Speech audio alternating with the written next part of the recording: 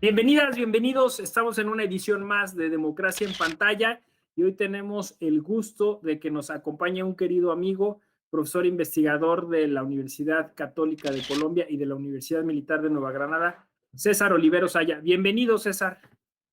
Muchas gracias, José Ramón. Pues encantado de estar nuevamente en pantalla y hablando de cine, hablando de series de televisión. Muchísimas gracias. Bueno, además César es miembro de la Red Iberoamericana de Cine y Derecho, donde pues hemos coincidido en infinitud de proyectos. Y ahora nos propuso un reto muy interesante, César, el de analizar un poco este fenómeno tan peculiar de una serie de televisión llamada El Servidor del Pueblo con Volodymyr Zelensky, una película. Y bueno, pues esto sí, sin lugar a dudas, relacionándolo con lo que sucede actualmente en Ucrania, ¿no? Cuéntanos un poco, César. Bueno, es una serie de televisión, ¿no? Que inicia hacia el año 2015 y mostrando de alguna manera caricaturesca el deber ser del servidor público, el deber ser de lo que le gustaría a una sociedad tener como presidente. esa, esa oleada de cambios que se han ido gestando también en América Latina no pasa desapercibida, y mucho menos pues la incumbencia geopolítica de lo que lamentablemente ha sido la guerra entre Rusia y Ucrania son elementos que se conjugan en esta serie. Te cuento que me costó siempre dificultad empezar a aproximarme a la serie, porque empieza uno a ver un país y está en el cabezote de la presentación de cada uno de los episodios, un país pues muy hermoso, una ciudad bollante, mientras este personaje que ha sido elegido como presidente va en su bicicleta pedaleando y la gente sorprendida en la calle lo va viendo, ¿no? Y al recordar que es tal vez muchos de esos escenarios que han sido afectados por la guerra o que han desaparecido, pues no deja de sentir uno como ah, cierto pesar, cierta tristeza, ¿no? Al aproximarse a una comedia, tratar de reír en función de un tema tan controversial como es la política. Entonces, pasa uno como espectador por muchas de esas Sí, emociones, ¿no? te entiendo, porque de hecho, el primer capítulo que a mí me impactó muchísimo, un poco por la calidad en la que se hace, ¿no? Por la seriedad de la comedia, y justo este primer plano donde pues se ve, como dices tú, la ciudad de noche, ¿no? Y se ve hermosa, y luego este grupo de políticos que en el imaginario yo creo que de todos los países dicen, finalmente vamos a dejar que la democracia se desafore, ¿no? Que la democracia, porque siempre hemos metido mano, hoy sí vamos a dejar que la democracia exista, y así arranca la serie, y exacto, no puedes dejar de pensar, muchos de estos lugares ya no existen, ¿no? Sí. Y ahí es donde empieza la premisa, la apuesta, me atrevo a decir, de Volodymyr Zelensky en relación con ese panorama tan complejo, los avatares, los laberintos de la política, a partir de una campaña electoral que no la vemos en pantalla, sino que desde el primer episodio pues llegan, son algunos flashbacks, impulsada por los jóvenes, ¿no? Impulsada por sus estudiantes, porque él es un profesor de historia. Eso tiene otro componente también muy curioso e interesante que va abonando a medida que avanzan los capítulos. Él tiene muchas veces, llamémoslo así, visiones de que le aparecen líderes políticos. Está por allá Iván el Terrible y en El Che una Guevara. dimensión el Che Guevara aparece justo cuando va a dar el primer discurso de, de saludo, de bienvenida, pues, a- al Congreso, al Parlamento, y se le aparece el Che Guevara diciéndole, oh, tienes que entrar a criticar, a cuestionar, a hacer tú todo lo que has dicho en las clases de historia, tienes que llegar allá con ímpetu para que vean que realmente va a haber un cambio, ¿no? Esa expresión que es tan manida, tan manoseada en cada temporada electoral, ¿no? Y hay una secuencia, y vamos a hacer algo de spoiler, pero es el primer episodio. Da un discurso, pero tremendo, se desgañita, pues casi que agresivo frente a todos estos personajes que lo miran así de manera sorprendente, hasta que vemos que nos ha jugado ahí una pequeña trampa y resulta que todo ocurre en su imaginación. Y le dicen: "¿Por qué se ha quedado tan callado? No iba a dar el discurso", y se va es para el lado conveniente, ¿no? No, estoy muy agradecido de estar aquí con ustedes, yo sé que Ah, vamos a claro. salir adelante, ¿no? Que seguramente es lo que pensaríamos como ciudadanos frente a las pantallas del televisor, frente a la radio, que queremos ser muy agresivos, frente a las redes sociales, que es lo curioso, ¿no?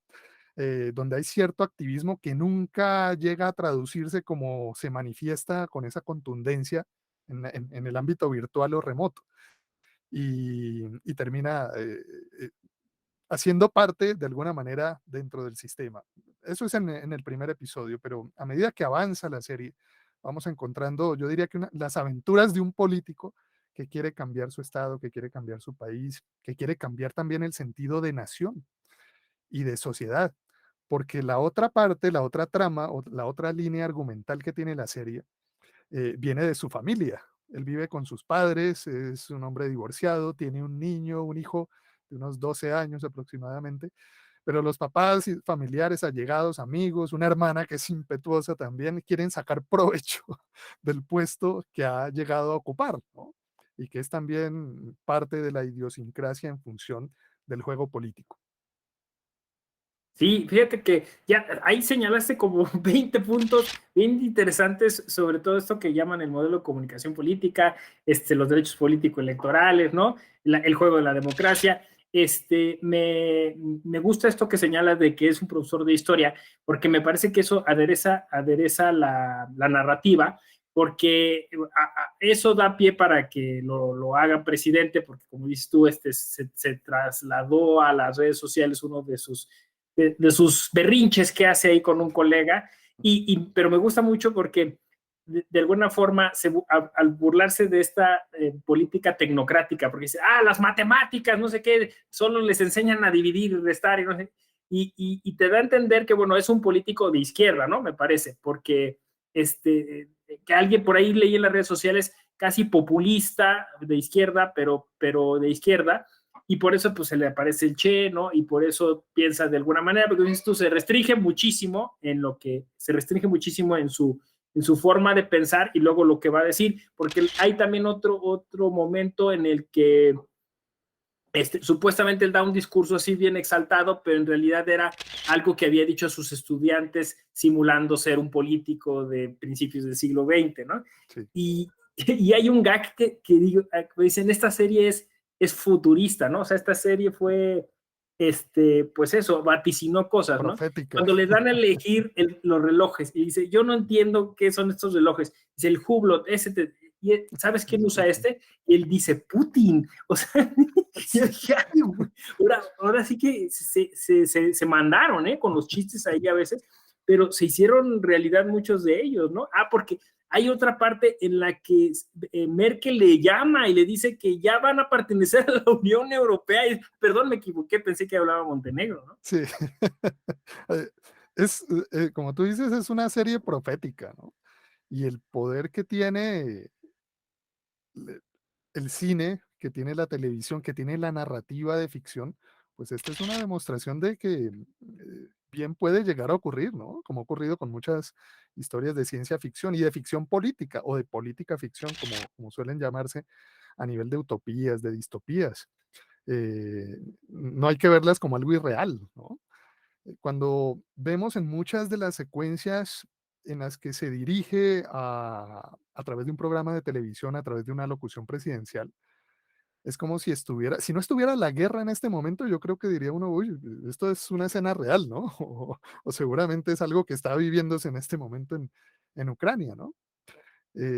Fuera de cámaras hablábamos precisamente de que la cuarta temporada sería esta que se está viviendo con él, ¿no? Porque en ninguna de las líneas argumentales en los eh, 51 episodios que tiene la serie, nunca se refieren a la guerra propiamente, ¿no? O una situación de crisis, una situación extrema que tuviera que lidiar el presidente y manejar pues una circunstancia tensionante, porque siempre mantiene esa impronta de la comedia y de burlarnos del poder.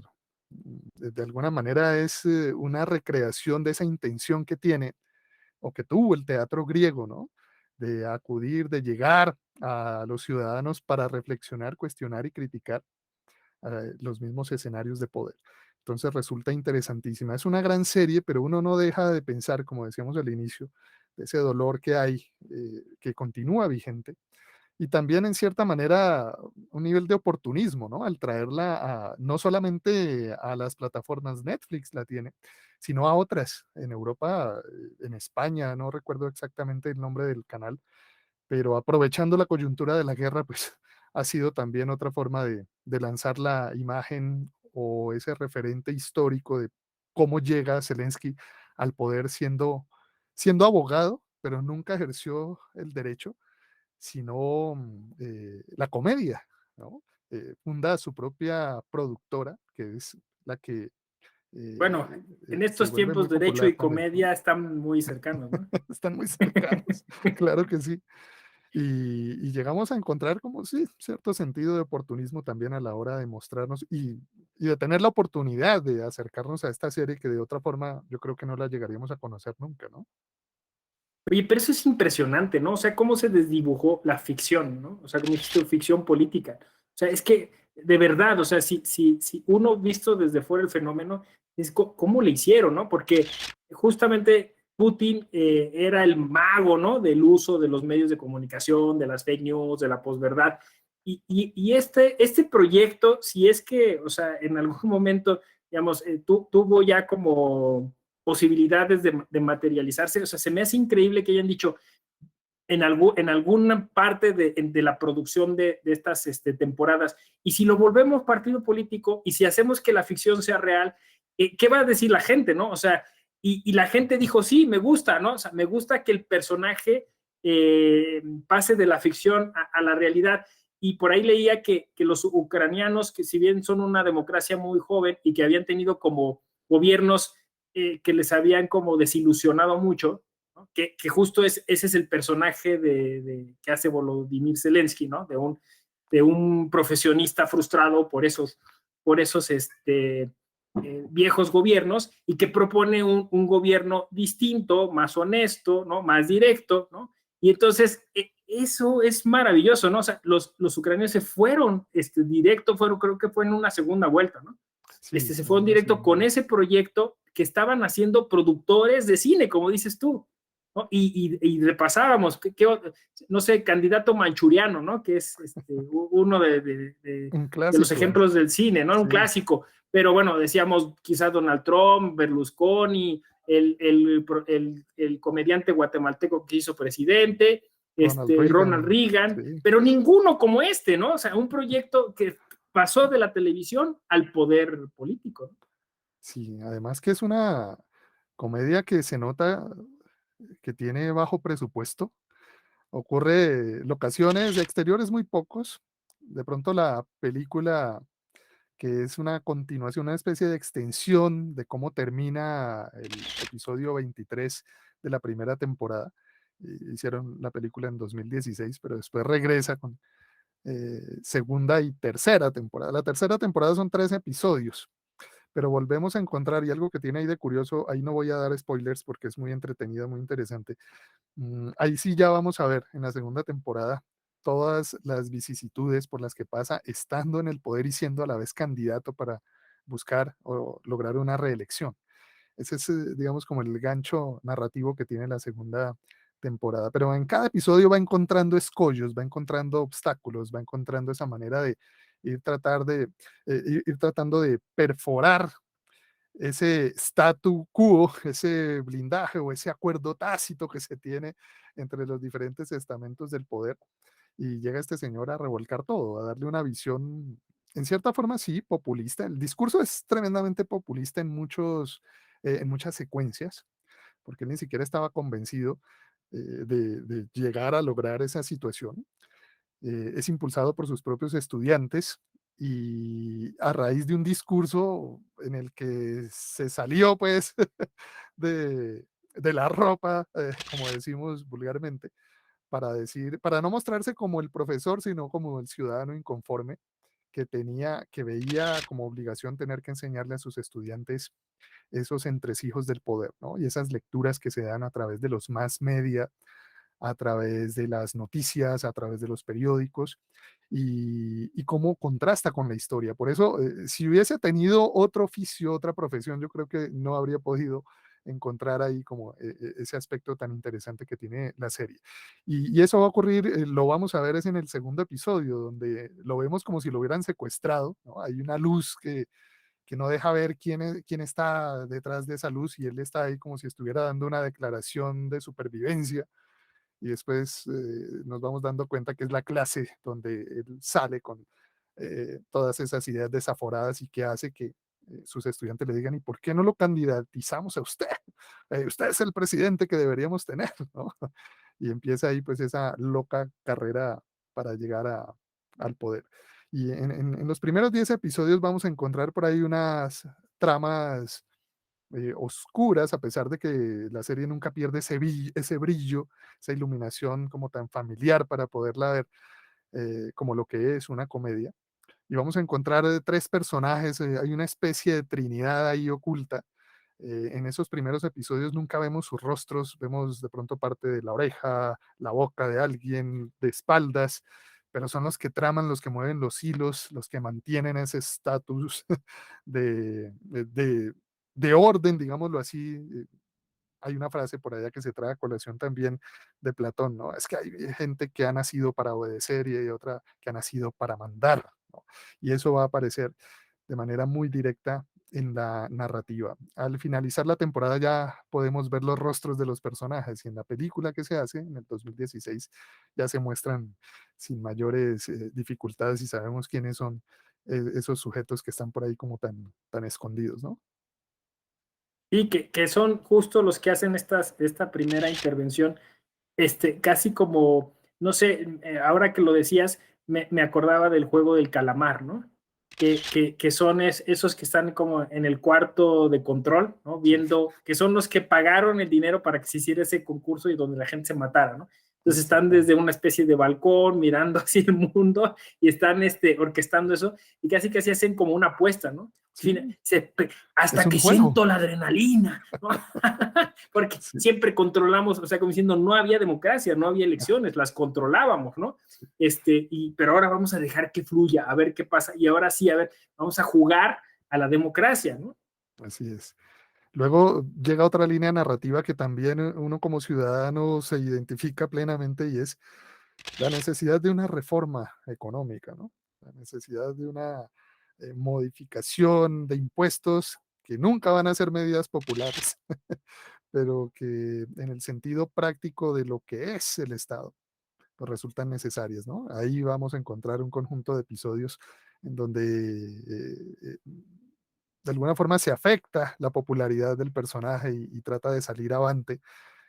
Seguirá por ahí una conspiración en función de corrupción.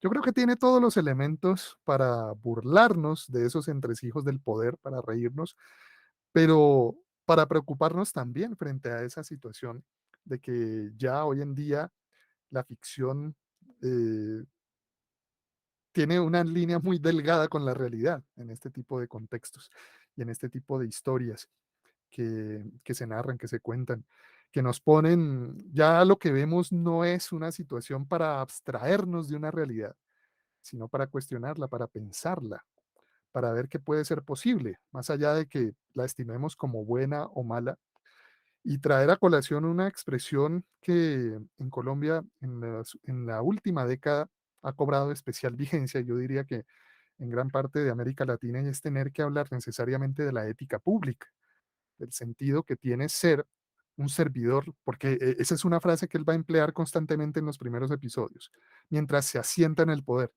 Dice, es que nosotros somos los servidores. ¿Y qué quiere decir servir? ¿No?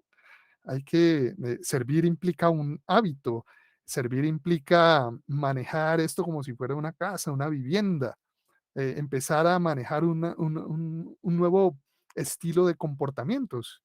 No lo dice de manera directa, pero sí a través de esas referencias, y no es otra cosa que la ética. ¿Quiénes son nuestros jefes? ¿Quiénes son nuestros patrones? ¿Quiénes son los que nos mandan? Ah, pues la sociedad, pues el ciudadano. Y detrás de ello, pues está todo este discurso interesante, que si no se hubiera planteado como comedia, pues habría sido de pronto una narración más de lo que estamos acostumbrados a ver tanto en el cine como en la televisión. Claro. Luego está el otro elemento, César, que apuntabas, que creo que es sumamente importante, que el de la familia, ¿no? O sea, digamos que uno pensaría que es un elemento muy como eso, latinoamericano, ¿no? Esta idea del clientelismo, le Aprovechemos, llamamos, sí, ¿no? De la corrupción, el nepotismo, el ¿no? O nepotismo. sea, este hombre que quiere hacer las cosas bien, pero una familia que constantemente está tratando de utilizar lo que llamamos tráfico de influencias, ¿no? O sea, que está tratando de aprovecharse, como dices, de la situación. Y entonces, ¿cuántas veces no Sí, hemos oído, ese político era bueno, pero la gente que lo rodeaba era terrible, ¿no? Entonces, no era él, era la gente que estando ahí abusaba. Y luego, pues, digamos, los medios, otras personas tratan de utilizar a esas personas que son, digamos, cercanas al presidente para llegar a él y sin éxito, ¿no? Está la ex mujer también, ¿no? En sí, algún momento, ¿no? que termina Entonces, siendo ministra del gabinete de él. claro, o sea, esas cosas que te insisto, ¿no? Parece casi que fueran universales, ¿no? O sea, que las democracias contemporáneas, por muy sofisticadas que sean, van a tener ese problema de pues eso, de la aprovechan. Aprovechemos sí, aprovechemos que alguien de la familia ha llegado al poder y entonces este es nuestro cuarto de hora, ¿no? Por fin estamos en el poder, ya tenemos, ¿no? Hay una frase del papá que apenas se entera, pues, de que ya él es el presidente, empieza a remodelar la casa y contrata por ahí a un personaje que le va a colocar un estilo en mármol, y bueno, una serie y él le dice, pero no, estamos contradiciéndonos, si yo permito eso, ¿dónde está todo lo que mis La estudiantes, austeridad, ¿no? la Porque es la austeridad. austeridad, claro? Y él le dice, no, pero ¿quién? A ver, ¿de dónde viene la plata ahí? Pues del pueblo. Y entonces hay que aprovecharlo. Si fuera otra persona, haría exactamente esto que estoy diciendo, le menciona el papá, ¿no? Entonces es ese punto que no se pierde y como tú lo dices, yo creo que es una lectura universal, claro, de ver de que no hay gobierno, de que no hay un gobierno, ¿no? No hay una continuidad, me refiero al ejercicio de poder frente al deber ser de un bienestar social del pueblo, sino que hay gobiernos, ¿no? Entonces, el gobierno de fulano, el gobierno de sutano, y eso en la historia pues va como por etapas, pero no una continuidad, que es lo que este personaje quiere siempre defender. Sí, sí, sí, sí podría ser una idea como generalizada, ¿no? O sea, como si la política todavía se tratara de clanes, ¿no? O sea, de grupos y facciones políticas y que llegan ahí y que esperamos los demás clanes o menos beneficiados de alguna forma, pero sabiendo que es la clase política o el grupo que esté en ese momento es al que le corresponderá, digamos, gozar más inmediatamente esos beneficios. Te lo hacen saber desde el minuto uno, como dices tú, porque el papá sale y no puede mover su coche porque está ahí el hijo de un político, seguramente, que es prepotente y que no le deja salir, ¿no? Entonces, la Sí, única manera de obtener justicia es que uno de tus familiares llegue al poder y así poder, pues, verte beneficiado de eso, ¿no? así es. En una de las visiones que tiene con Iván el Terrible, que se le aparece por ahí, él le dice, bueno, tú ya eres un zar. Le dice, no, no, no, esto es otra época, yo soy apenas un presidente, yo soy un servidor del pueblo. Ah, no eres un zar. A ver, ¿cómo te apellidas? Golobodemko. Ah, yo tenía un bufón que se apellidaba así, dice. Y nos muestra ahí entonces también otra de las expresiones que suelen aparecer de manera recurrente desde su discurso. Es que yo sé el lugar de donde vengo, el lugar que ocupo, y en la misma visión. Todo eso es imaginación de él. No soy un zar, así que vengo de la parte de los bufones. La política en cierto modo también es cómica precisamente por todas esas interpretaciones que hacemos desde los estamentos, desde las instituciones y desde el entorno familiar, ¿no? Porque los familiares están siempre, hay una reunión que tienen por ahí, un festejo que tienen y sus ministros van a compartir ahí una cena y los papás están allá, pues siempre casi que les colocan la alfombra roja para que ingresen. Bienvenidos a mi humilde hogar. Queríamos hacer unos cambios, pero no se pudo. en relación con esa idea de mantenernos en función de lo que él siempre ha caracterizado como sujeto, ¿no? Sí, pero es cierto, o sea, como la sátira sigue siendo hasta el día de hoy un elemento fundamental de la cultura política, de la cultura popular para, digamos, desbrozar, criticar la cultura política, ¿no? Y hay como una sinergia interesante, ¿no? Entre la cultura popular, la cultura política, la cultura democrática, la cultura cívica, ¿no? Así es. Porque como dijiste tú muy bien, citando a los griegos, digamos, la función de estos elementos como en Grecia hasta hoy, pues era hacer pensar a la gente, ¿no? O sea, la idea es, te estás riendo, pero como dices tú, te estás preocupando, ¿no? También. Simultáneamente. Y eso, Y pues creo que es un elemento sumamente importante para ti, para mí, que nos dedicamos a analizar la cultura popular y que la ponemos como una herramienta para los estudiantes, ¿no? Los profesionistas que quieren capacitarse y quieren adquirir una visión más crítica de las cosas, ¿no? pues Eh, esta serie es un gran ejemplo de eso, ¿no? Yo creo que ahí tácitamente nos ha dado la razón en toda esta preocupación constante por las lecturas no solamente oficiales, que diríamos dentro de lo profesional es lo que suena serio, sino lo que piensa la misma sociedad a través de sus producciones artísticas y de sus diversas narrativas, ¿no? Independientemente de que tomemos postura asequible frente a ellas o no, también es un elemento de crítica. Con este fenómeno, con el fenómeno Zelensky, ¿no? Yo creo que la sociedad ucraniana eligió fue al personaje de y se- Basil, a este profesor de historia que se convierte en presidente. No sé hasta qué punto podría uno llegar a pensar, quienes son detractores de él, pero que en algún momento simpatizaban con él. Ah, ¿cómo así? No era lo que mostraba, no era lo que presentaba. ¿Por qué? ¿Cuál es el referente? La serie. Ah, y ese era el presidente que queríamos tener, ¿no? Entonces hay una gran fuerza mediática detrás del impacto que tiene la serie. Yo creo que pasará a la historia no como una gran serie, porque pues no se entromete, digamos, a desbaratar, a destruir, sino más bien a invitar a la reflexión, pero sobre todo por ese componente de esa campaña política que se hizo a través de una serie de televisión para que un personaje llegara a encarnar una realidad del deber ser, de la ilusión que tenía una sociedad. y lo que tú decías, o sea, al final de cuentas, la cuarta temporada sigue corriendo, ¿no? O sea, o sea, no le dio tiempo a Zelensky de verificar si podía él recrear ese personaje después en la realidad. Y yo creo que no le va a dar tiempo, o sea, ¿No? reconstruir Ucrania va a ser o sea, es decir, va a pasar la historia más por la serie y esas ganas de ser un presidente distinto, va a pasar por lo de la guerra, ¿no? Desgraciadamente, ¿no? Y además en un momento que está muy polarizado el mundo y donde no hay como certeza sobre lo que está sucediendo ahí. Lo único que tenemos certeza es que es una cosa terrible y que mucha gente está sufriendo, que mucha gente ya perdió la vida y que es algo insensato, ¿no? En pleno siglo XXI. Y él como presidente no ha descartado el poder de los medios de comunicación. Si te fijas cómo fue la inauguración del Festival de Cannes este año, ¿no? Fue con su Sí, discurso. Es sí, decir, sí, sí. sigue en la pantalla.